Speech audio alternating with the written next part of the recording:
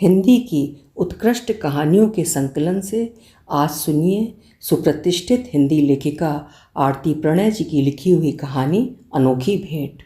तो शुरू करें कहानी अनोखी भेंट। रात भर न जाने क्यों उस लड़की का चेहरा मेरी आंखों के सामने घूमता रहा।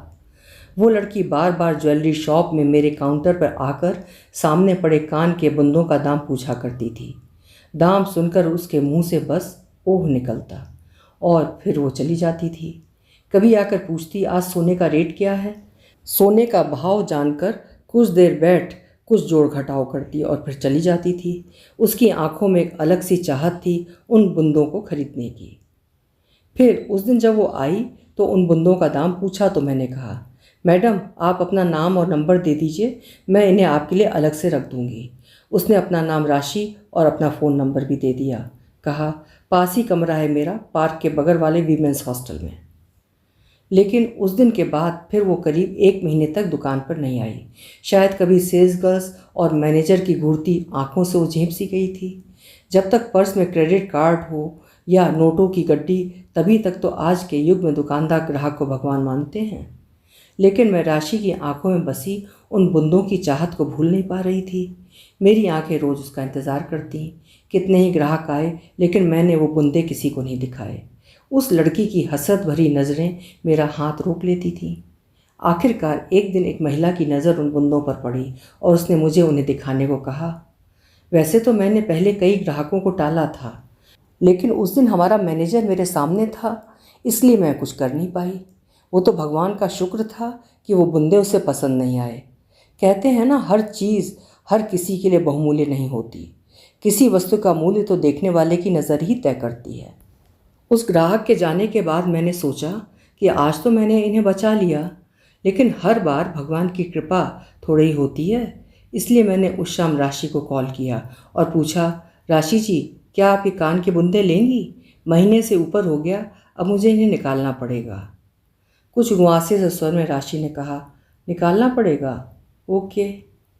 न जाने क्यों मुझे उसकी आवाज़ में एक दर्द सा महसूस हुआ, जैसे कोई कीमती चीज़ खोने का गम हो।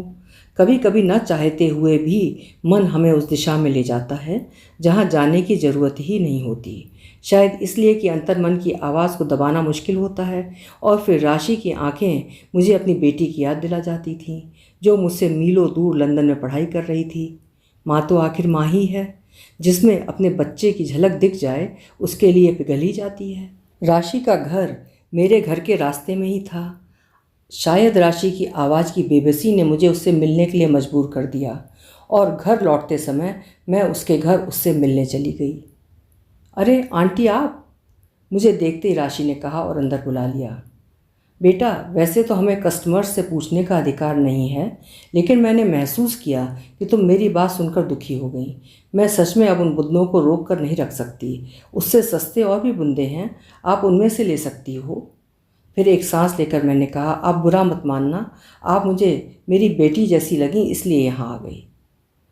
कभी कभी किसी की आंखों में दिल में झांकने भर से अनायासी कुछ रिश्ते बन जाया करते हैं। आत्मीयता का स्पर्श पाकर राशि कहने लगी, नहीं आंटी, मुझे कोई और चीज़ नहीं चाहिए। मैं तो बस वही बुंदों की जोड़ी लेना चाहती थी अपने माँ के लिए।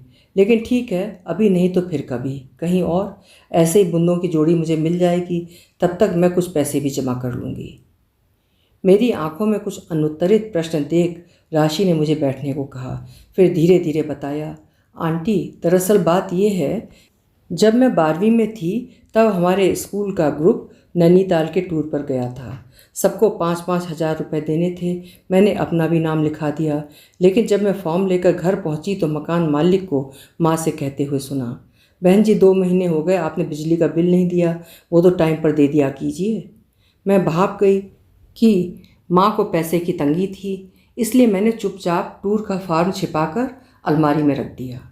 लेकिन 1 हफ्ते बाद माँ ने फॉर्म देख लिया और मुझसे पूछने लगी कि मैं नैनीताल क्यों नहीं जा रही हूँ, जबकि मेरी सहेलियाँ जा रही थीं। मैंने कितना ही कहा कि मेरा मन नहीं है, फिर भी माँ ने मेरी एक ना सुनी और खुद ही फॉर्म भरकर उसके साथ 5,000 रुपये का चेक लगा दिया था। कहा, इस ट्रिप पर नहीं जाओगी तो इसका तुम्हें हमेशा अफसोस रहेगा। मैं माँ से लिपट गई। माँ ही थी इसलिए मेरे मन की बात वो समझ गई थी। कुछ रुककर उसने आगे बताया, पूरे ट्रिप में हमने खूब मौज मस्ती की, लेकिन जब भी मैं नैनी झील को देखती मुझे वहाँ भी माँ की आंखें याद आती थीं। कितना कुछ अपने अंदर समेट कर रखती थीं।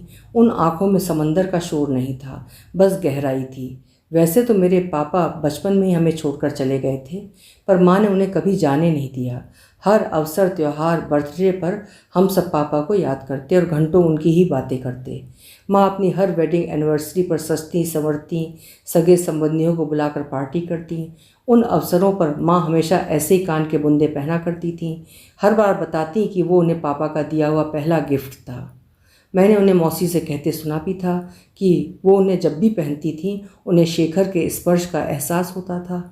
मौसी ने मजाक भी किया था, कहीं खो गया तो। पर मेरे नैनीताल ट्रिप के बाद की एनिवर्सरी पर मेरी माँ के कान खाली थे।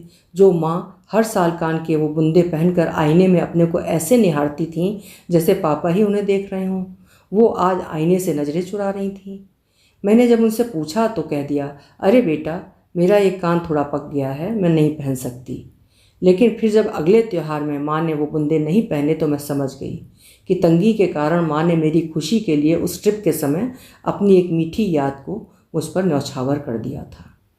पिछले महीने जब मुझे पहली सैलरी मिली तब से मैंने कितनी ही दुकानों में वैसे ही बुंदे ढूंढे, लेकिन जब आपके यहाँ मिले तो मेरे पास 55,000 रुपये नहीं थे। पता नहीं ठीक ऐसे बुंदे मुझे मिलेंगे या नहीं, इसलिए मैं आपसे बार बार आकर उन्हें अलग से रखने का आग्रह करती थी। क्या पता इस बार सोने का भाव गिर जाए या फिर कोई इंस्टॉलमेंट की स्कीम आ जाए और मैं माँ को उनकी मीठी याद लौटा सकूं। मेरी आंखें भर आईं। मैंने राशि से कहा, मैं देखती हूँ बेटा, कल दुकान पर आ जाना। अगले दिन मैंने दुकान पर जाते जाते अपने ट्रेवल एजेंट से वैष्णो देवी का ट्रिप कैंसिल करा दिया और रिफंड के पैसों से सबसे पहले जाकर वो बुंदे खरीद लिए। पतिदेव ने जब फ़ोन पर ट्रिप कैंसिल करने का कारण पूछा तो मैंने कह दिया, पीठ में दर्द है, इस बार माँ के दरबार तक कैसे जा पाऊँगी।